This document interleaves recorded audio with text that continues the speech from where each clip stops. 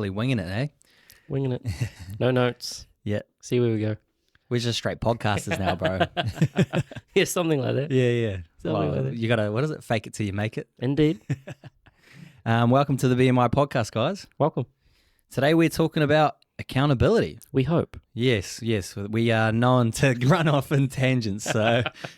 And before we actually get there, please like and share Yes. and subscribe, because we always miss that part. Yep. We just get straight into We just get straight into talking about it. Yeah, exactly. And I guess today's sponsor is Little Cherry Coffee Cup. Indeed. Thank you to Little Cherry for the caffeine, keeping us on our toes. I definitely needed it today. It's been a busy Full week week. for me. Yeah. Actually, that's probably a nice little segue into accountability. Do you have any either business mentors or people that you use to kind of keep you accountable in the business sector? I'd probably just say it's Andy Frisella. Yeah. Like, if I'll be honest, if you were to pull up a list of just overall content that I consume, I only listen to his podcast and my own. Yep. I dabble through some video podcasts with Patrick David. Yep. But I'm not subscribed to his audio only whenever I'm at the gym. So whenever I'm at the gym, I listen to the Q&AF, and that's a lot to do with his business. And then sometimes I listen to his Cruise the Internet, where he's just talking about daily issues that are, in news posts and stuff that that they're scrolling through the internet. Yep. So that would be where I would pull for my accountability. It works a lot because he siphons through questions that people are asking him about business, and it'll be different topics like I'm struggling to start a business with my dad. This was the one that I listened to yesterday. How do I negotiate with him without offending him, because I think I'm bringing more to the party, blah blah blah, and they say all of these sort of nuanced questions that are really tailored to specific things, and I like to listen to those because it also gives me ideas, and that's how I would approach that situation if that came up, and would you I'll get into kind of have you heard of the zone of proximal development? No. I'll get into that, which kind of leverages off what we're kind of talking about, but I guess without listening to, which is hard to hypothesizing because you obviously do listen to it, but without listening to the likes of those podcasts, would you think some of these, I don't know, whether or not that's the different ventures that you take on or the different growth phases that you guys go through in business or even in your health and fitness, without that support, do you think you would still take the same steps or be willing to take those same steps or think that you could achieve the same goals? Yeah, it's hard to know whether it's having a direct effect, right? And it's a good point that you're bringing up about a mentor or someone to look up to. It's probably a piece that I'm missing. Yeah, is someone that's further along the track. They say you should have two mentors, one that's a couple years ahead of you, and then one that's miles above you and what you could ever dream to be, that's someone else you should try to be in connection with. Yeah. And I do find that with me, it's hard with the property development. I think I've starting to form a few relationships with coffee, with the coffee sides of things. The person, even if I don't buy the coffee roast off this other guy that I've been in talks to, he's fixing up one. Yep. I kind of think I might lean. He seems quite helpful, and he's open. Well, he imports his own beans, so he's kind of going to get a bit off of the back of that relationship as well. If he supplies me beans, or for sure. But he said he's happy to show me how to roast and all of these sort of things. But it's having a mentor that can give you some feedback and be like, hey, this is where I made my mistakes. I feel like I'm missing that. Yeah. And someone like we're talking about. The topic today is that someone that can hold you accountable and be like, you said you were going to be doing that by this point, Aaron. Why haven't you done that? Yeah.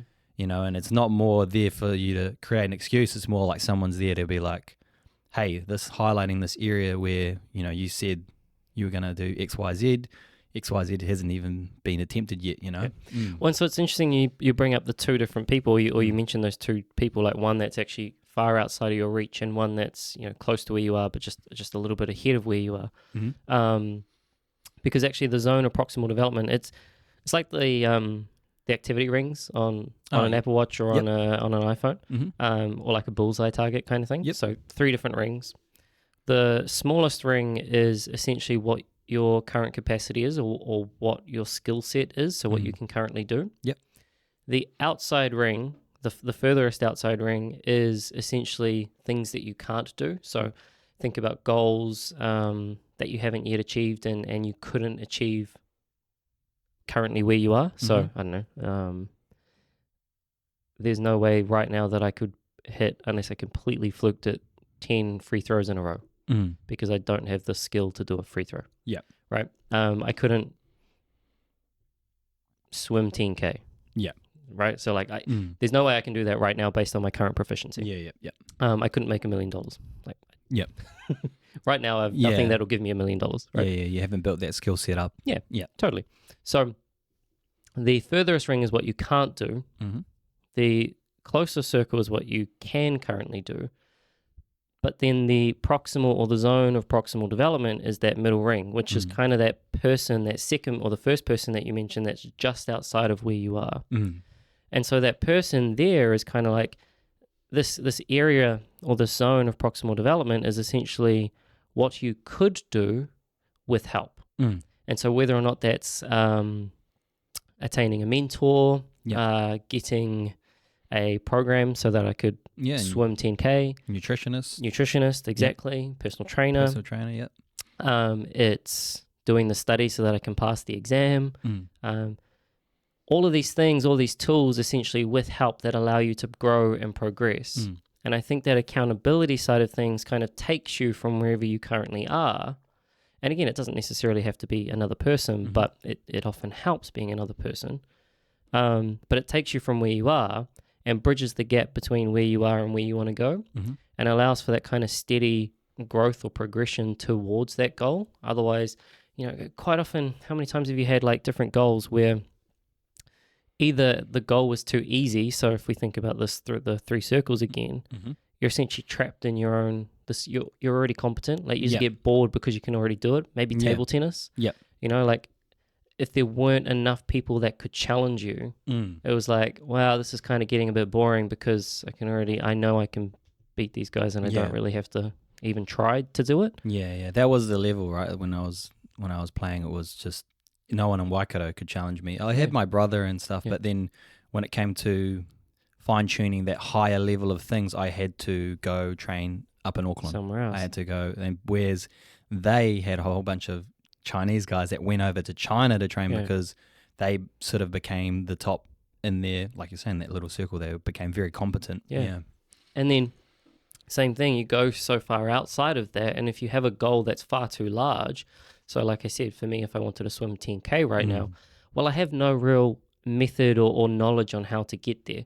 And so I'm going to procrastinate because I just don't believe I can actually do it because, well, I don't have the skill set currently. And so the zone of proximal development, or that middle circle, is, you know, having enough so that it's challenging, but also continuously progressive towards wherever it is that you want to go, and especially if where you want to go, and for most people it is slightly out of their reach.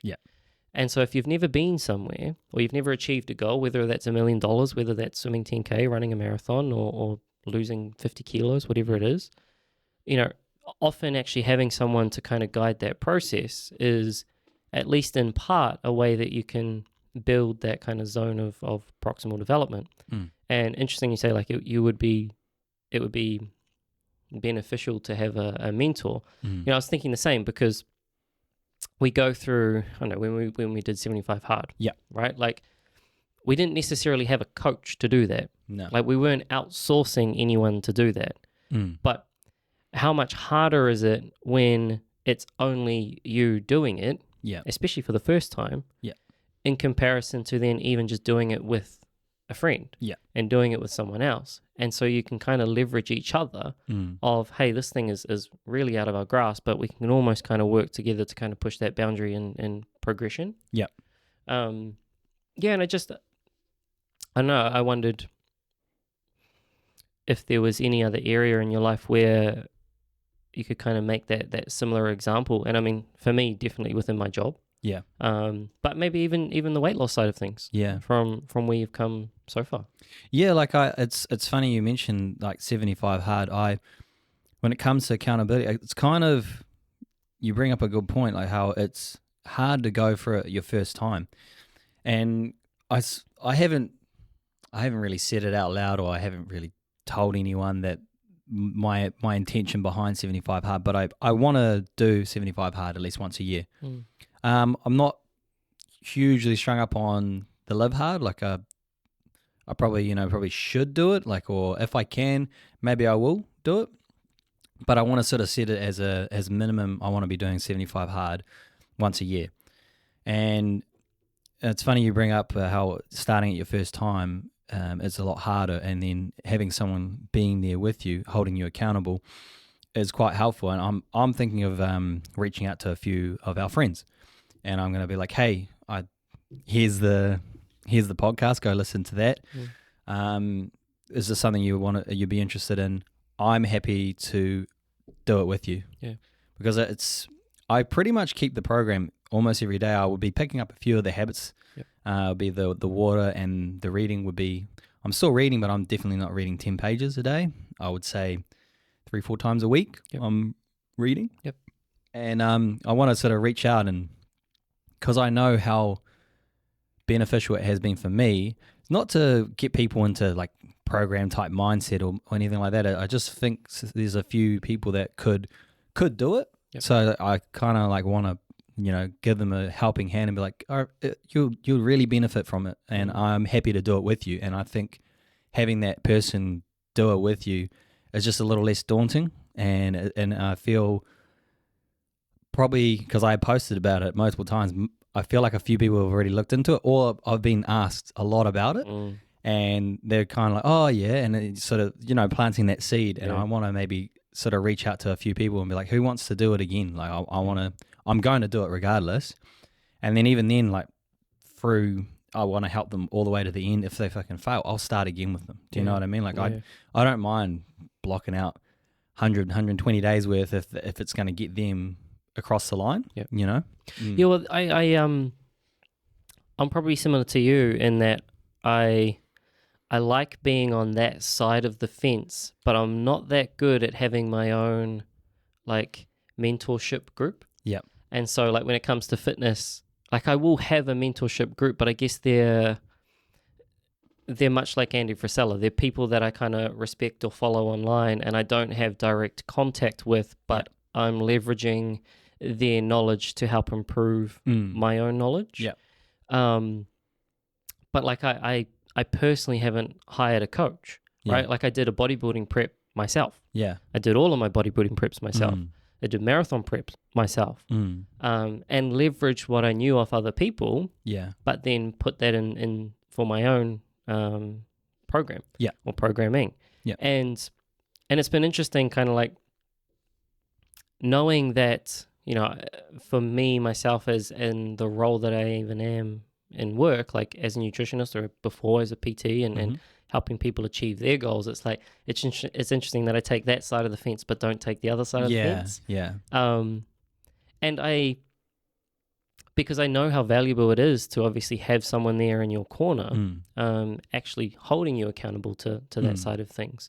And I don't know, I wonder how you've found with your own self-accountability, because maybe that's somewhere that I think we can probably talk about how important it is, obviously, to have someone to be accountable to, but maybe where we kind of are better fitted is actually our own self-accountability. And so what are some ways that you kind of actually keep yourself accountable? Because we're probably, like myself, better at almost holding yourself accountable than finding someone else to hold you accountable. Well, I definitely struggled at it. Like you can't get overweight without having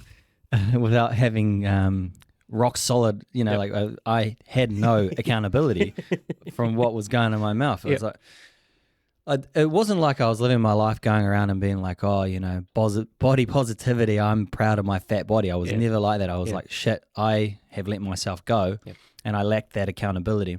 And that's why I would say, like, when I reaching out to you, and I found, because of my nature and my competitiveness, I sort of treated shit. I've got to go do a checkup. It's like, it's lingering in the back of my head. It's that accountability that I know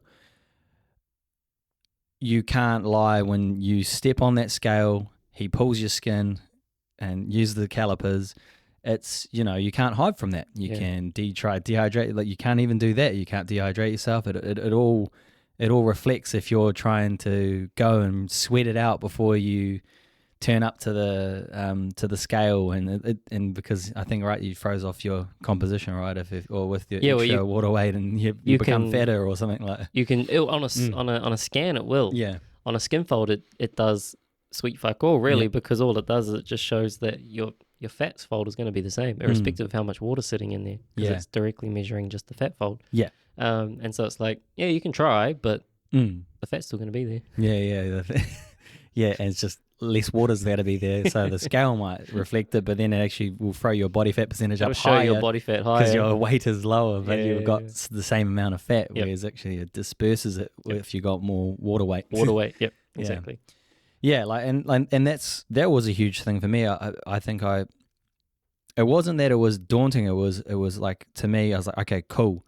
I've got something that is a regular checkup, and that's why I still, like, when I came to you and got my last check, I've been on pretty decent, man. I've been training. I was doing my half marathon prep, and I was staying on top of it. But it's good to know and get a little check in. It's like a little update, and then just making sure that you're not veering off the path too far, or you're making sure you're aligning with your goals, and that's what I found. Yeah, and maybe that's actually an interesting distinguishment, because it's probably more worthwhile when you can leverage that whilst you're trying to achieve a goal, and maybe that's the difference between having someone that will keep you accountable and your own accountability, is in the difference between, obviously you always need your own accountability at some point in time, irrespective of whether you're achieving a goal or maintaining, but maybe the maintenance side of things, it's more important to that point to kind of, learn systems and tools to kind of have your own self-accountability and keep yourself accountable, versus, when you're looking to progress towards a goal, you're almost leveraging that zone of proximal development, that kind of like, okay, where's that thing that's just outside of my reach that I can leverage off someone else to help me kind of keep progressing towards my goal, as opposed to maybe when you hit the goal, or you're happy with where the goal is, actually, what are the systems in place that I can use to keep myself accountable so that I don't regress from my goal, so that I can kind of keep where I'm at, rather than necessarily, again, needing to push that boundary in the current area. Yeah, well, like, that's why I think I visualize. Yep. Because visualizing is a huge thing for me, and it's quite funny. I'm not the person that's sitting there visualizing on a daily basis. I sort of cycle it in. I did that waking up app for a month, and then I was like, I enjoyed sitting in my mind, and then I was like, actually, I'll pick back up visualizing. So I'm visualizing in the morning now, because I've run out of the 30-day free trial, and I enjoyed it. Send them an email. I have. I actually just did it 2 days ago. So I'm going to, but yeah, and I started picking up visualizing, and I was like, again, and I still have the exact same thing. I've got like a little recording on my phone, and I just play it, and it's my own voice going, and then I was just saying, I'm going to retire my mother, and I'm going to do this, I'm going to go do that. Yeah. And like, these are things that are probably outside of my reach right now. Like, if I went out the door and tried to execute on those things right now, they're so far away that they're laughable. Yeah. But the way I think with visualizing is, I've made a declaration to the universe, that's something I want, and then I have to figure out, well, how do I even become that person that can go out and achieve that? I need to acquire that middle circle, that extra layer of skill set, or picking up an additional additional skill set that'll get me one step closer. And it sort of makes, when you visualize and you think forward and then you sort of reverse engineer and go, okay, well, how would this person become the person that's halfway there versus to the person that's going to be the whole way there? And you go, oh, well, they need this skill set. They need that amount of fitness. They need that amount of time. They need that amount of knowledge. They need, and it's usually a time investment, right? Like it's like they need more time investment. We're like, well, I need to start doing that now, or, address the reality that it might even be further up the line. Yeah. And when you do the visualization, how do you feel like this, or that impacts the day-to-day or your day-to-day tasks? Like, is there crossover between when you, I don't know, get fronted with a barrier or an itch that you want to scratch, a donut that you want to eat, or anything like that? Like, do you find the visualization at that point helps, or is there crossover? Yeah, like I wouldn't trip over 50 cents for the sake of $1. Like it's like, it's a donut here. It's not how far is it gonna be throwing that end goal away from me. Like it's not really gonna be too much of a barrier. But I do understand that if I was a donut every day, how far away from that person I will be. Like sure. And it's just realizing those things, and not, because I have a hard time relaxing. I still haven't had a day off of any sort of either gym, running, or physical activity in months. Like, and I'm okay with that. Like I kind of, it's weird. There's a lot of content out there, and like they're saying, oh, rest, and I definitely see value in rest, and I do notice, and I just move it around whenever I need to rest. I guess if my muscles are sore, I won't be doing so much of an intensive workout at the gym.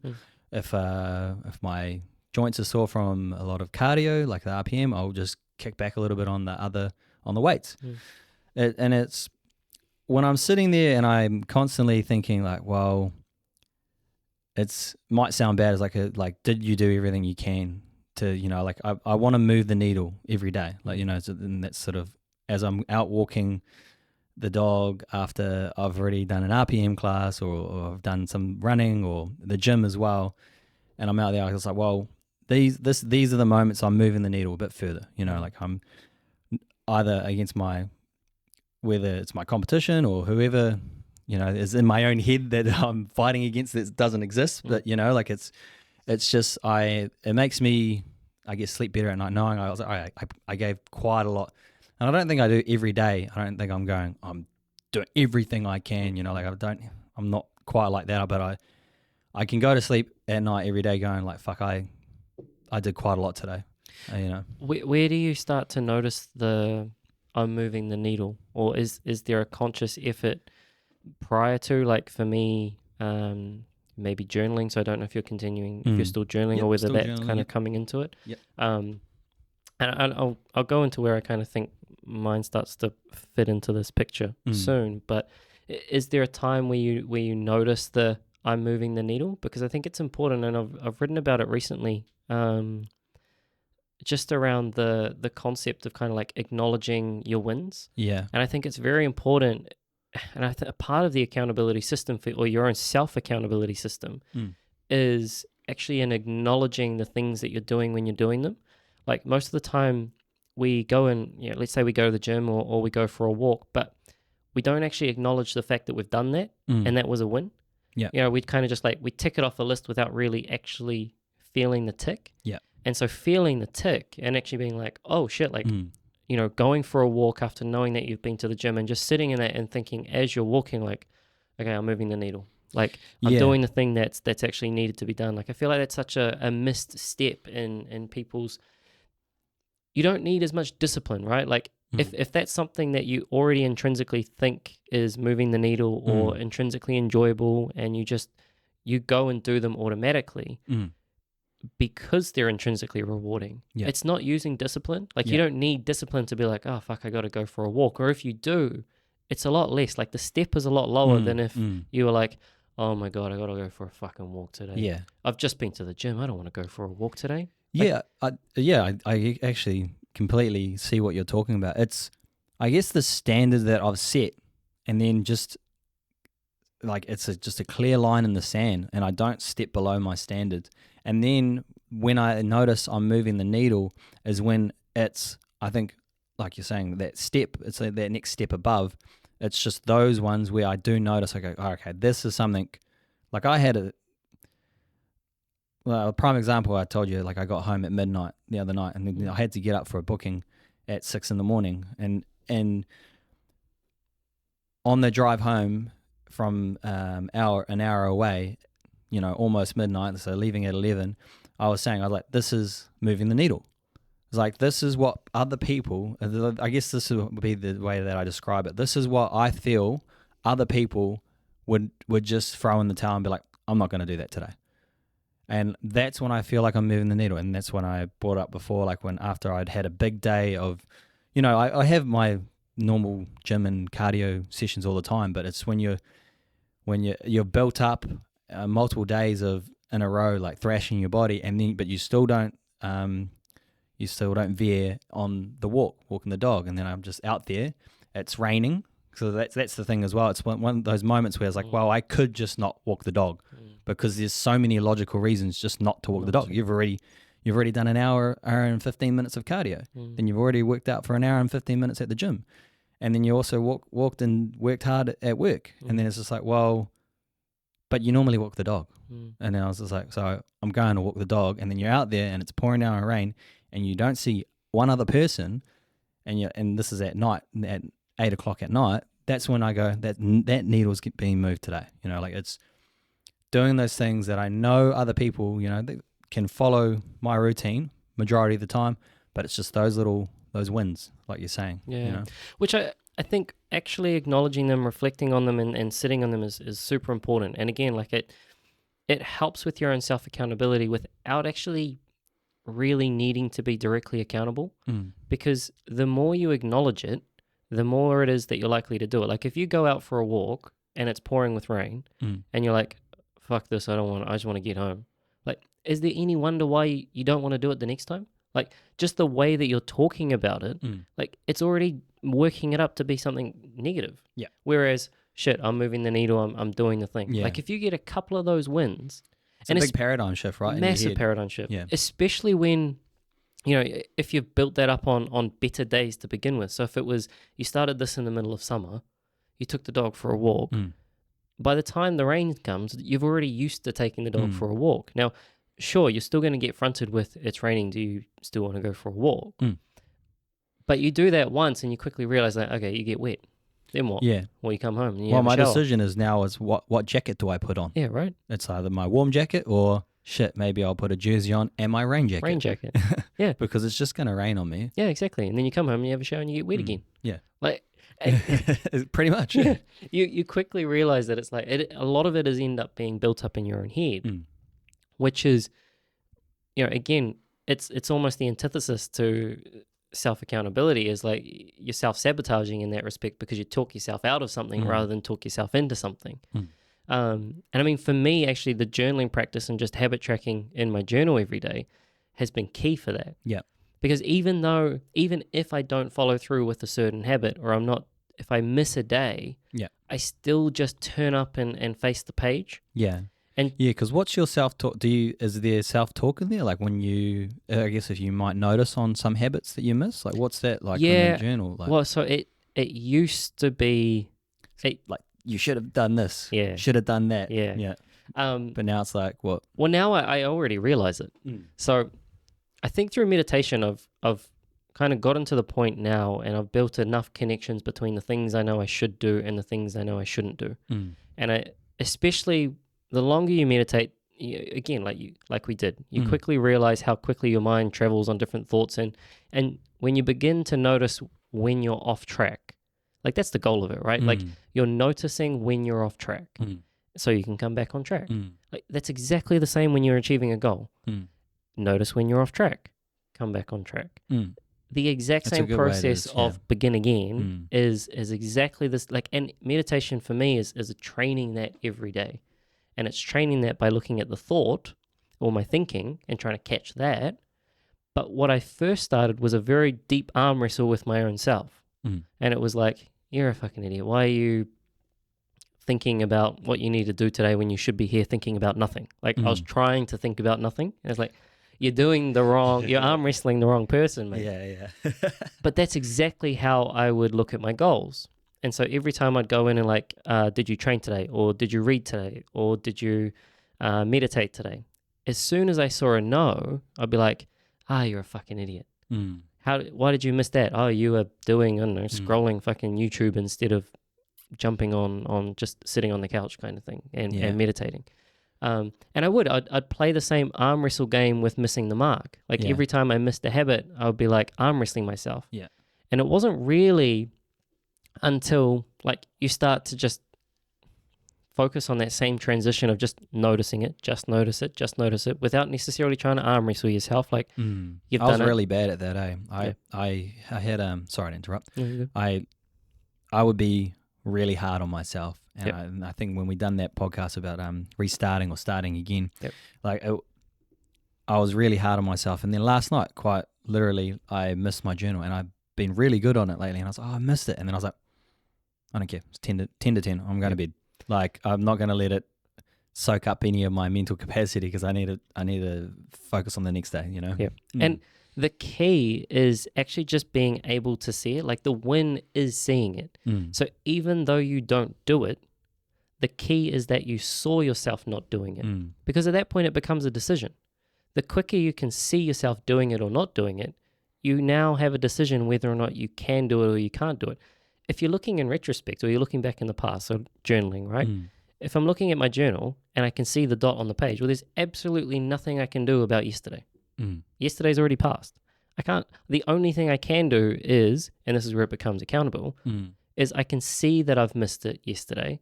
I can realize that I missed it yesterday, and I can do something about that today. And so now I can make a plan to go in, okay, where can I meditate? Where can I read? And if it's still a goal, if it's still something that's important to me, because I can see myself missing, I can then strategize a way so that I don't miss again. Yeah. But I have to also acknowledge the fact that I am going to miss again. I'm fucking human. Yeah. Like, we're all going to fuck up eventually. And so when we do, the easiest thing is to just try and see it, because the more you can see it, now what happens is that I don't need to consult my journal. I already know on the day that I'm missing the mark. And I'll be like, straight away. And then sometimes you can correct the error, right? Correct. And you're like, shit, I can pick it up, or I can swing back to that, later on. Exactly. And now I can actually, you've got time to salvage the day and salvage the things that you otherwise wanted to do, because you can now actually notice it in real time. But I find a lot of the time you actually have to work back. And so a big part of my own self-accountability is actually just, one, sticking to trying to meditate as much as I can to train that practice of seeing it. But the second part is actually just putting it in the journal and tracking the things that are important to me, but actually trying to be a little bit less arm wrestling, less self-critical of my own shortcomings. Yeah. And I think now I'm a little bit better at it because I've seen the benefit of doing it that way.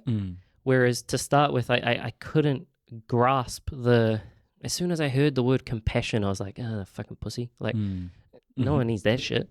Like, it was just like, I almost found myself going away from that and trying to arm wrestle, because I was like, nah, I can beat you. Like, I can beat the habit. And it's like, no, you can't. Yeah. Good luck.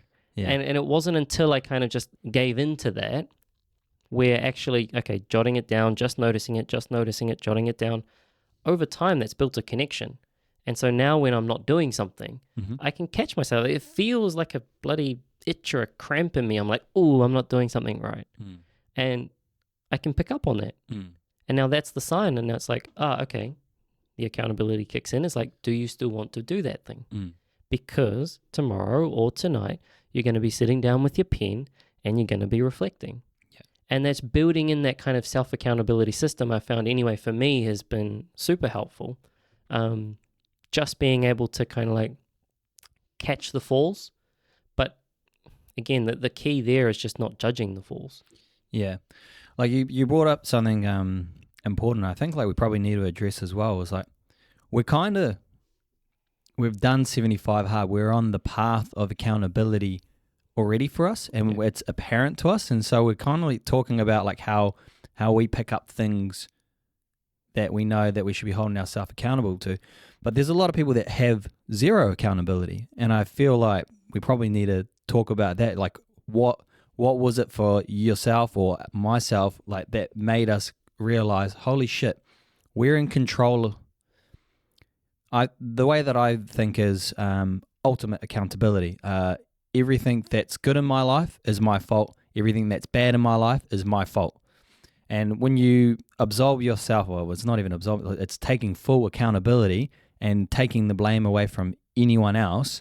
That's when you can fully take on that accountability and realize, all right, my life is in my own hands, and you can always find an excuse why that person could have done this and would help me and blah blah blah, or I should have done this, should have done that, and my mum and dad will be here, not where they are now. It's like but you're not really taking any personal accountability. I feel there's a huge problem in today's society. It's like I would have done that if it wasn't for this guy. Yeah. I would have done that if it wasn't for that guy, and you're kind of moving away from either whatever you will find as ultimate success or comfortability within yourself, and or just even that accountability and just knowing that you are responsible for your life. So no one is to blame other than you, but at the end of it as well, no one is to blame but you as well. So if you climb to higher heights, and you don't need to go and point to anyone and be like, thank you to you. You're the person who put me here. We put ourselves wherever we end up, Yeah, I mean, you're the only constant in your own narrative. Yeah. Like, you're the X factor. Yeah. Essentially. Well, I feel like there's just heaps of people playing the victim, like, if it wasn't for this person doing this to me at that time, I would have been a millionaire or blah, blah, blah. It's like, well, you could probably trace it back to moments that were just before that bad thing happened to you, and you could have made other decisions to maybe not go to that party or this, and you met that person at that point, and then you would have never crossed paths or something like that led to your big thing that made that really, really tragic thing that happened to you. It's like the Stoic version or the Stoic kind of principle of focus on what you can control and disregard the things you can't control. Like inherently, all that and what you can control is how you respond, what you think about, and how you act. Yep. And it's like everything else is almost uncontrollable outside of your realm. And so, when you come face to face with these problems or certain issues, it's what can you control in that? Because inherently that's as good as you can do. And I mean, I think a lot of the time when I came to a bit of a crossroad with it, it's actually realizing, and I think we talked about it before, but the ramifications of your own bad habits. And it's like a crossroad you get to, and you're like, fuck, weights, finance, etc. Right? Yep. You get to a place and you're just like, shit, like I dropped the ball. Yeah, and you can 100%. Almost trace it back to when you could have made that pivotal difference. Yeah, when you wouldn't have gone down that path. Like that's where I think that accountability comes in, right? Yeah, like, totally. And sure, like if you saw it earlier, you might have been able to do something about it earlier. But again, outside of your control, like because the past is in the past. There's nothing you can do about the past. Yeah. And so now, in identifying that, okay, well, what can I do now to go ahead, much like you, with regards to reaching out and getting a plan in place. And so it's like identifying once you're there, and a lot of times that's why I say it's remove the guilt, remove the fucking arm wrestle, because at that point you need to be able to move forward. And every time you arm wrestle, you almost just like shut it down and like push it back into the past and like tomorrow's job. It's like, no, it's today's job. But to do that, you have to be willing to front that shit and be like, oh, okay, like, yes, I've been a fucking dickhead in my relationship. I've been self-absorbed and I've only been thinking about myself. Fuck, what a pill to swallow. Okay, how can I now be a better person so that then impacts someone else around me? How can I take responsibility for my own health so that I don't continue down this path? How can I bear the burden of responsibility of finance for the family so that I set my family up for a better future? Fear is the spirit of evil is the negation of the life force by fear, and only boldness can deliver us from fear. And if the risk is not taken, the meaning of life is violated. Like, inherently, everything that we come to, like the responsibility, often is negated by your own fear or insecurity. And through continuing to arm wrestle it and push it to one side and not adopting that responsibility is actually just negating your meaning of life in the first place. Because wherever you're falling short is actually where you can progress. And if you front up to that and adopt that as a responsibility in whatever area it is, like we've all got strengths and weaknesses. And so it's like, actually, what are those weaknesses? Because at that point, okay, now you can start to see that progression. You can start to see that development, but that will mean adopting responsibility for that. And in doing so, it is that kind of ultimate accountability. It's that you bear the responsibility for each of those decisions that you make. But I think the key is, like, you can only be responsible for the things that you see, and there's so many things we don't see, but don't let that stop you. Like, you still need to adopt the responsibility for the things you see, so see them. Yeah. Like, I feel like people are constantly... I think they think they're doing the right thing by putting blame on other people, and then they go, oh, well, that's not my fault. I didn't do that because John didn't turn up to work on time. As when you could really, realistically, it's more amicable when you fess up and go, okay, I realize he didn't turn up on time. I should have just got started on the project anyway. You're kind of palming it all off. And soon as you actually take that accountability, a lot of people, they respect you more for it, because, like, people see that, like, oh, that person's just, it's like, there's so many, how many people have we engaged with in our life that it's never their fault. It's never their fault. There's always an external factor. There's always something. Traffic was bad. My car broke down. It's like, well, you can say, well, one, leave earlier, or one, maintain maintenance on your car and it won't break down. 100%. Like there's things like that you can put in place, but it's just never your fault. And I feel like a lot of people are moving away from the blame, when realistically, once you actually take the blame on and you say it's your fault, what is anyone else going to say to you? And you're going to be like, oh shit, exactly, I can't insult him anymore. I was like, well, no. And then, because when you go and give me that rebuttal, oh yeah, then I get to come back to you and be like, actually, you could have left work earlier, or you could have maintained your car a bit better, mate. Like, I can't come back at you when you go, yeah, that's my fault. Exactly. And then it's the end of that conversation, where I feel like people are inherently afraid of that first initial reaction. But when you take it on yourself, and then it's actually good for yourself, one, it moves you right to the next step. Or, okay, well, how do I solve this problem? Such a good point, because I think a key component in being self-accountable is literally the ability to catch your excuses. Like, again, and this is where the non-judgment thing comes in, like trying to remove the guilt that's associated with it, or not trying to judge that, because you actually want to catch yourself in the moment trying to make excuses. Every time that you can hear your voice making an excuse, giving yourself an out for something, that's the catalyst, that's the trigger that you need. You're in your meditation session and you notice yourself thinking about fucking tomorrow's breakfast or some shit. Like, that's the thing that should catalyze you to be like, fuck, I'm doing it again. Okay, now I can take responsibility. A lot of the time you'll go to it innately. Like, you've done it probably for fucking 30, 40 years, 20 years in the past. It's unlikely that you're going to change the habit just like that. Yeah.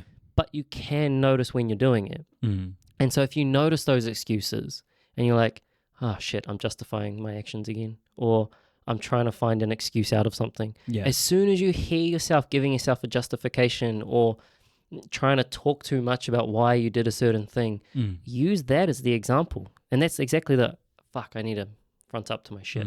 Where was I wrong in this instance? I was late. Okay, cool. Own that. Yeah, I was late. Yeah. Apologies. I respect your time. It's not happening again. Yeah. Done. And owning that, like, again, you can use your excuses in that instance. Just like fucking, if you want to go and have the donut, right? Like, you can use the craving for the donut as I want the donut. Yeah. Huh. As soon as you realize that that's what you're thinking, now you can do something about the action. Now you can choose whether you want to have the donut or not. You can choose whether or not you want to continue giving yourself an excuse or not. And it's not up to me to judge whether or not you give yourself the donut or give yourself the excuse or not. Like, I don't give a shit. But you get to. Yeah. But you can only do that by using that as a trigger. Well, you got to live in the results of either decision. So, like, Exactly. it's ultimately up to yourself. Do you want to be in the results of that or the results of that? Like, and then it's just everything is like binary, right? It's just like that or that, and then you move to the next one. It's that or that. I call it an adult choice. Yeah. It's like you just bear the result of the decision. But most of the time, we're doing these or making these decisions unconsciously. And it's like, actually, as soon as you begin to notice all those times that you're giving yourself an excuse, you know, oh, it's raining outside. Bang, right there. Okay, I'm giving myself an excuse. I don't want to go for a walk. Should I go for a walk or not? Yeah. And I think that's where you can often use, like, or at least leverage, being like not necessarily self-responsible, but I think relationships could be a good point to add in there. Like having someone there that you've told them, you know, like I have it with Judith. Is like I want to be doing this amount of work.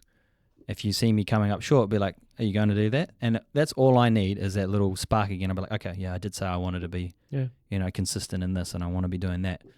And it actually sort of it goes and pulls me back in and like a flick of a switch back into gear, you know, it's just like, okay, sweet.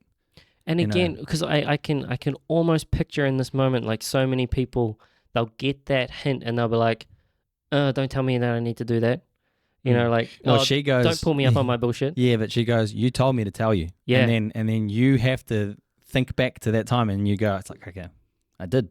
Exactly. I get her to do it for whenever because we talked about positivity, but I'm huge on just like keeping the negativity, even if things are just gone absolute to shit. I don't see any strength in having a constant negative aura or a negative vibration or comments, anything, even talking ill on others. If I catch myself doing that, I just want to just instantly go, okay, in the middle of it, just like, what the fuck am I doing? Yeah. Shut up. And then I say it to her, like, can you just pull me up on that? I am hard on her because I said to her, I can't, you know, I don't want to be with a person that's just negative my whole life. I was like, I won't live that life.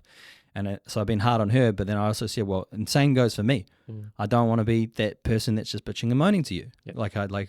I think we've got one of the greatest lives ever. I think we're so blessed. So why, even if things are slightly going wrong, does it really matter? Like being negative, is that going to help it? No, it's not. And you want that person that is able to do that because it makes the connection easier. Like I said, like for me, it's actually as soon as I put it in the journal that I'm making the connection. So even if I'm missing the mark or having to put a dot on the page, I'm seeing the dot and I'm making the connection of, I've missed it. Why did I miss it? That's right. I was tired or stressed or whatever.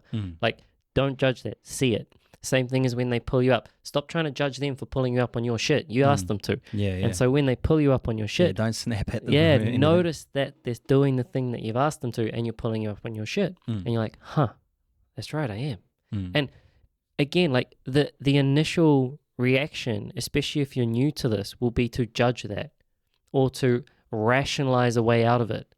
There's a second noticing point. Yeah, but this actually happened and that's why I'm bitching and moaning. Yeah. It's like, no, like... Use that as the trigger. Yeah. Like notice the justification at that point. It's like, yes, your justification is literally a sign that you're missing the mark. And so, okay, now you still have that same decision. Do you come back to it? And the likelihood is that you're going to need to do it a fucking million times in order to change that. And so every time they pull you up, thank them for that. You want them to do it. Yeah. Because if you scold them every time they do it, they're going to just stop doing it. They'll just stop doing it. And then there's the self-sabotage. You're giving yourself an out. It's like, no, you want that. You want to reinforce it. It's thanking them for pulling you up on your shit rather than getting defensive that they're pulling you up on your shit. And I mean, for me, that's been a big one, even in just relationship anyway. Yeah. It's like, okay, every time that you're fucking having blowing your lid at me, it is the likelihood of me missing the mark in somewhere. And so it's like, okay, how can I actually realize where I'm missing the mark? And what can I bring to that table? Because I want that. Like, I want to be better. and you want to bear that responsibility. But again, like I said, a lot of the times you actually need to see it first. And the more you see it, I think the more you can actually do something about it. Yeah. And I guess maybe we're in people's ear too soon in their journey. And maybe they got to address a few things before they even 100%. decide that their whole life is... Because there's always going to be people that are going to be like, after, if they're listening to this, they're going to be like, oh, what do you mean? You don't know my story, blah, blah, blah. Your whole life, whether you're hearing this at the right time or the wrong time, your whole life is a result of what decisions you make. 100%. You are your own creation. You can create your life into whatever you want it to be. I'm in the middle of that, and everyone starts at different starting points. But you are still in control of how you act, what decisions you make, and the actions you take. And if you're not in the position you want to be in, you're the only person to blame. And don't go blaming anyone else. And maybe it's too early for you to hear that. But if you think about this 5 months or 5 weeks down the line, and you actually go, holy shit, that's what he means. It's like, I just went and just sat in slump and did nothing for 5 weeks, and I didn't do anything towards whatever their goal is. You made no effort towards it. You didn't change any of your decisions. So therefore, you're still it's your fault why you're still in that position. Yeah, 100%. Should we just leave it there? Yeah, awesome. Sounds good. Cheers, guys. Thanks for listening.